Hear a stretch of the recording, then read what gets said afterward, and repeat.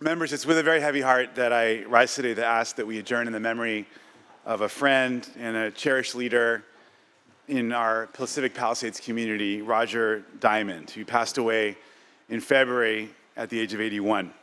Roger was an adoring and loving father and grandfather and husband, a brilliant and tenacious attorney, and a lifelong champion for the people and the causes that were in need of a defender. Roger was a born and bred Angelino. He graduated from Hamilton High School in the class of 61, alongside his high school sweetheart, Francine. Roger and Fran continued in their hometown education at UCLA together. They were finally married the summer just after he graduated, and just before he went back to UCLA Law School for his law degree. And shortly after welcoming their first daughter, Marnie, a few years later, Roger and Fran moved to a beautiful home in the Pacific Palisades, the same home that welcomed their second daughter, Laura, and all 4 grandchildren, that hosted countless political meetings, grassroots meetings, in what Roger called his favorite place in the world, and where they lived for the next 50 years. So after joining the Pacific Palisades community, Roger devoted his legal talent to defending his neighbors and his new home in the fight to preserve its beauty for generations to come. Within months of his move, Roger picked a fight that would take the next 20 years to finish, founding No Oil, Inc. to oppose Occidental Oil's plan to drill for oil along the Pacific Coast Highway. And it took decades. Roger appealed their legal challenges all the way to the California Supreme Court, eventually succeeded in passing Proposition O in 1988, despite being outspent more to 2-1, establishing a permanent ban on coastal drilling in LA and preventing 60 wells at Will Rogers State Beach. The No Oil saga was a flagship example of Roger's unwavering tenacity, his perseverance, proving that there was no opponent too large or too powerful, no amount of time he wouldn't be willing to put in to fight for what he believed was right. This commitment of his was perhaps best articulated by a judge who referred to a case that he filed as Diamond versus the World, a fitting picture of the class action suit that Roger led on behalf of, quote, everyone in LA County who breathes, in which he sued hundreds of the biggest corporations in Los Angeles. Roger had the steadfast belief that the law provided an opportunity to effect meaningful change at a cultural level, change that he would bring about with his unique blend of tenacity, courtroom creativity, theatricality, and reverence for the law. He believed that the law covered everyone, regardless of stature or reputation, and he would often defend unpopular members of the community. He was said once that we have to defend that freedom for the most unpopular cases, or we all lose it. One example was when he addressed the jury in a trial regarding exotic dancers, and he sprung to his toes, arms aloft, twirling with his necktie flapping around him, and he asked, "What is dancing? Is this dancing to you?" And as he so often did, he won that case. One of the cases that I like the most, and this is a great lesson for all of us, especially if you on your cell phones right now, he went to the city council in Los Angeles and appealed a case on behalf of a client. And he felt that the council had already made up their minds as to how they were going to decide with regards to his client.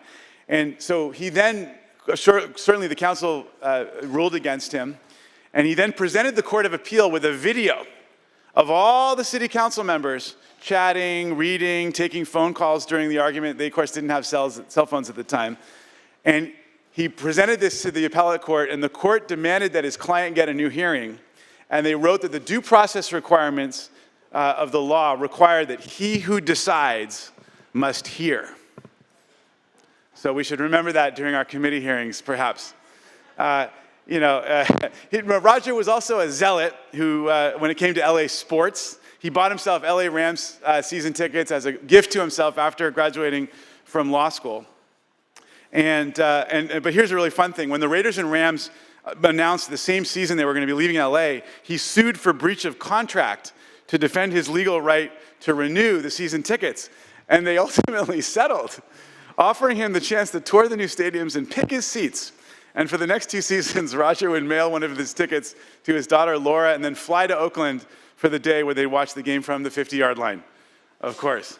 I was in touch with his grandson, who I had the great honor of accompanying to their family home after it burned down during the fires. But his grandson talked about how much he cared about making life exciting and fun for everybody. He'd take some of his grandkids to sports games, others to horror films, depending on whatever they liked. And it didn't matter whether he wanted to go or not. He went out of his way to meet them on their terms. And he also talked about how he was someone who knew his cases so well, who knew his work so well, and was so articulate and so smart, and also so able to boil down very difficult concepts in ways that were easily explainable and easily understandable to regular folks. And that was one of the things that made him so successful as an advocate. This has been an incredibly difficult year for the family. He had the tumor, of course, and then not only did they lose their home in the fires, but their children lost their homes as well. Many of you may know Fran Diamond, his beloved wife of many, many decades. Fran has been the board chair for California Environmental Voters. She spent 20 years on the air board in Los Angeles. The water quality board, excuse me. And she also was environmental assistant, special advisor to Gray Davis, and a wonderful person, a wonderful leader in her own right.